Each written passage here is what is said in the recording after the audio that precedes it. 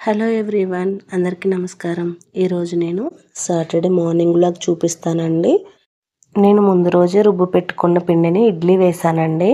ఈ పాత్రలో మొత్తం 6 ప్లేట్లు ఉంటాయండి. టిఫిన్ వేసేగా చుట్టూ ఊడ్చేసి ఫ్రిడ్జ్లో పెట్టేసుకున్నానండి. తర్వాత చట్నీ కోసం ఒక ప్యాన్ పెట్టుకొని ఆయిల్ వేసుకొని కారానికి తగ్గ పచ్చిమిర్చి వేసుకున్నాను. ఇక్కడ నేను మరీ ఎక్కువగా వేగిపోకుండా సరిపడగా వేయించుకొని మిక్సీ జార్లోకి తీసుకున్నానండి.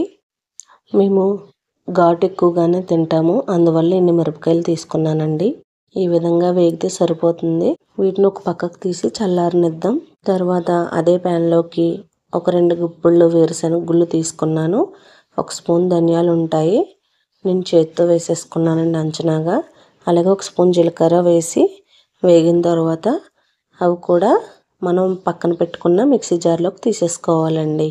తర్వాత దీంట్లోకి రుచికి సరిపడగా సాల్ట్ వేసుకుంటున్నాను. ఇక్కడ మీరు కల్లుప్పు కూడా ఉపయోగించవచ్చు. తర్వాత ఒక 2-3 వెల్లుల్లి రెమ్మలు, 1 స్పూన్ జీలకర్ర వేసి మిక్సీ పట్టుకుంటున్నాను. నీళ్లు కూడా వేసి కొంచెం మెత్తగా మిక్సీ పట్టుకున్నాను. ఈ మిశ్రమాన్ని పక్కన పెట్టేశాను. ఈలోపు ఇడ్లీ ఉడికిపోయిందండి. దీన్ని పక్కకు దించేసుకొని టమాటాలు కట్ చేసేసి అదే ఆయిల్లో వేసి వేయించుకున్నాను. ఇక్కడ ఒక చిన్న నిమ్మకాయ సైజు అంత చింతపండు తీసుకున్నాను.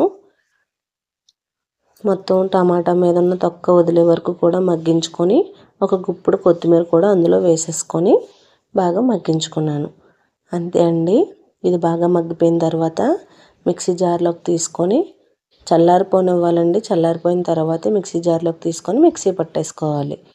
దీనిలోకి పోపు కోసం కళాయి హీట్ చేసుకుని 2 టేబుల్ స్పూన్లు ఆయిల్ వేసుకొని కొంచెం పచ్చిశనగపప్పు వేసుకున్నాను.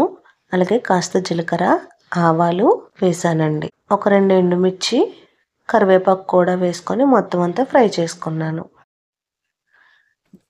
పప్పులు మాడిపోకుండా దోరగా వేయించుకొని మనం రుబ్బు పెట్టుకున్న టమాటా మిశ్రమాన్ని దీనిలో వేసేసుకుంటే సరిపోతుందండి. అంతే, చాలా ఈజీ. మార్నింగ్ టిఫిన్కి చట్నీ చాలా రుచిగా ఉంది. మీరు కూడా ట్రై చేయండి. ఖచ్చితంగా నచ్చితే కనుక లైక్ చేసి కామెంట్ కూడా చేసేయండి. అంతే అండి, చాలా ఈజీ. ఇడ్లీలోకి కానీ దోశల్లోకి కానీ దేంట్లోకైనా చాలా బాగుంటుందండి. టమాటా చట్నీ ఎన్నో రకాలుగా చేసుకోవచ్చు. ఇదో రకంగా చేశాను. మీకు నచ్చితే ఖచ్చితంగా లైక్ చేయడం మర్చిపోవద్దు. Thank you.